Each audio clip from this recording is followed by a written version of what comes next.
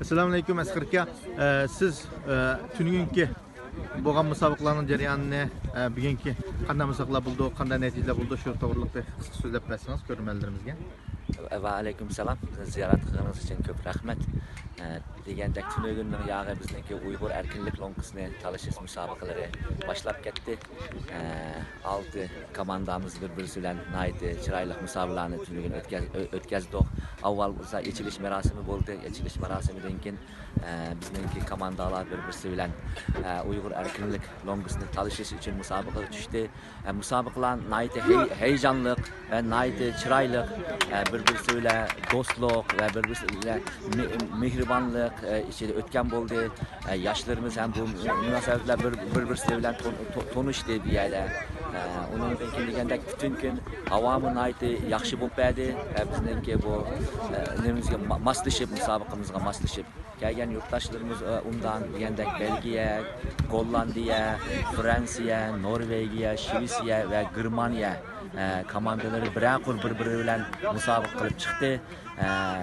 Qarasak endi mushu sharoit ostida bizning bu yerki yoshlarimizningki nihoyatda undan moslashganligi, tan tarbiyadimi o'zlarininki Yevropa doirasida bir o'ynay oladiganligini ko'rgan bo'ldik. Yoshlarimizningki nihoyatda undan o'ynaydigan yoshlarimiz bor ekan. Albatta bizningki maqsadimiz bu futbol musobaqalarini buningdan keyin davomlashtirish va yoshlarimizga mana shunday bir shartlarni, platformalarni yaratib berish va yoshlarimizni bizga qo'ygan talablardan biri shu bo'ldi. Bu faqatlam bir qitim bilan qolmasdan doim hech bo'lmaganda yilda bir, agar yilda bir bo'lmasa 2 yilda bir davomlashib mana shunday musobaqalarni o'ynab tursak ekan. Bu ham bir-birimizni tushunishimiz uchun, ham yoshlar orasidagi munosabatni kuchaytirish uchun nihoyatda muhim rol o'ynaydi ekan degan talablarni qo'ydi.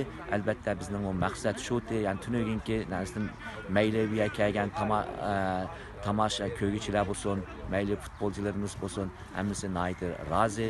Biz buni organizatsiya qilgan Yevropa Sharq Turkiston birligi va Münih Uyg'ur jamoatiga nihoyatda xush bo'ldik.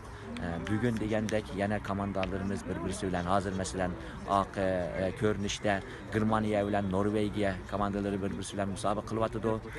Undan keyin bugun 5 kicha bu musobaqalar yana davomlashadi. Shu bu kunninki oxirida hamdika birinchi bo'lgan komandalarimiz, ikkinchi bo'lgan, uchinchi bo'lgan komandalarimiz belgilangan bo'ladi. Akşam saat 5-6 aralarında bularga biz birinchilik, ikkinchilik va uchinchilik mukofotlarini berib, mishada yepilishimizni qilib, undan keyin yana bir yillarda ko'rishish munosabati bilan mishada xo'shlashgan bo'lamiz. Rahmat.